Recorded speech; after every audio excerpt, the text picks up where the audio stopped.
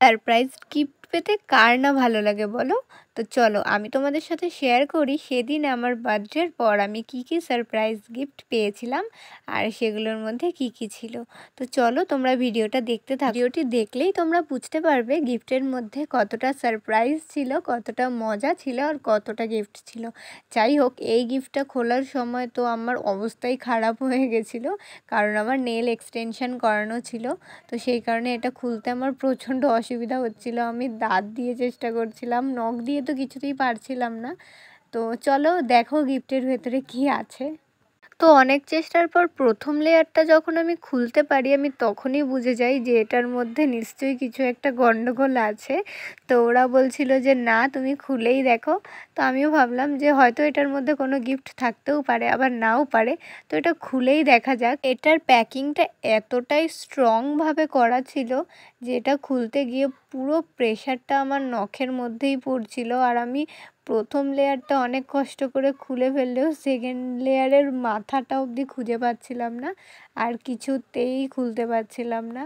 তো চলো তোমরা দেখতে থাকো আমি এটা শেষ পর্যন্ত খুলতে পারি কি না আর এটার ভেতরে কি ছিল।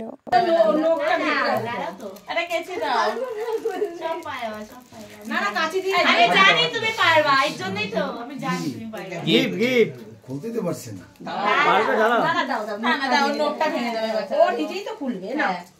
খুলতে পারলে তো যাই হোক, অবশেষে একটা কাঁচি আমি পাই, যেটা সাহায্যে আমার এই প্যাকিংটা খুলতে অনেক হেল্প হয়, কারণ নখ দিয়ে আমি কিছুতেই এটা খুলতে পারছিলাম না। এতটাই শক্তভাবে প্যাকেটটা করা ছিল যে কি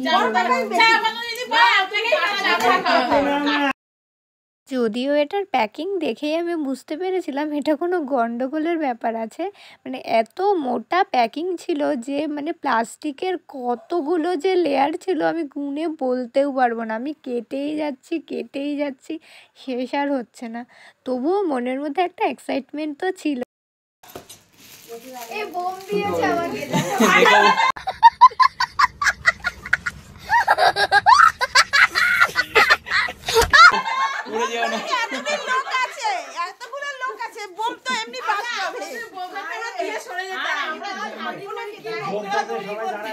হ্যাঁ, বোম থাকলে তো সবাই সরে যেত।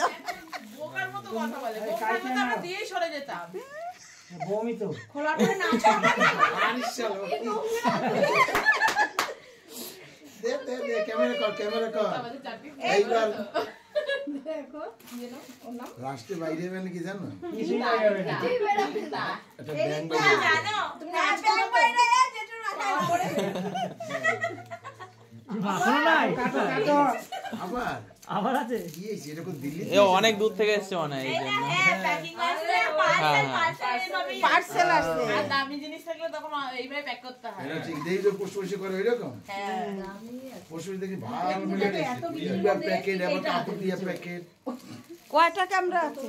তিনটা। এটাই ধরে বলেছে প্রথমে। না আগে দেয়নি। প্যাকেট দেওয়া হচ্ছে সত্যি ভাই প্যাকেট ধরে দেওয়া হচ্ছে ওটাই ধরেছে আগে। হ্যাঁ ওইটা এইটা ঠিক। ও জেঠু দেখো হাতে লাগে না যেন। এদিকে আসো। আরে এদিকে আসো এখানে লকডাউন এখানে বাবা গিফট অর্ধেকটা খোলা হয়েছে।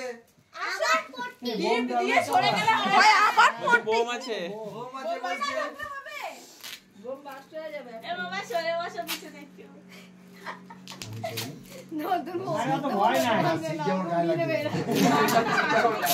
শীত ঠাকুর পাবি এটা আপনি মুড়ে আছেন তাই যাই আপনি মানে শীত ঠাকুরের বাহক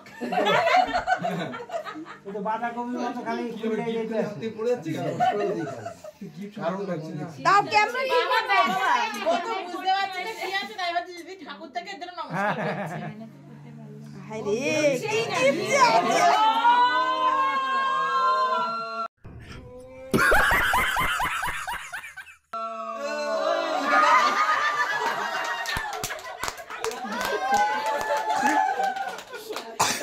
তো যাই হোক, প্রথম গিফট তো তোমরা দেখেই নিলে কি ছিল।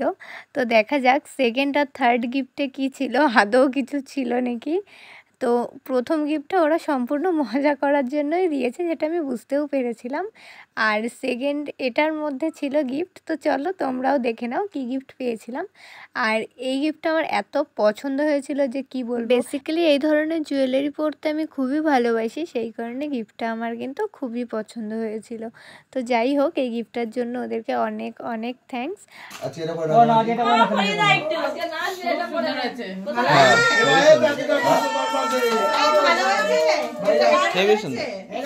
আরেকটা কি আছে? বলেছি তো মামির পছন্দ হবে। আরেকটা কি আছে? যে রুমাল রুটির মতো রোল করা।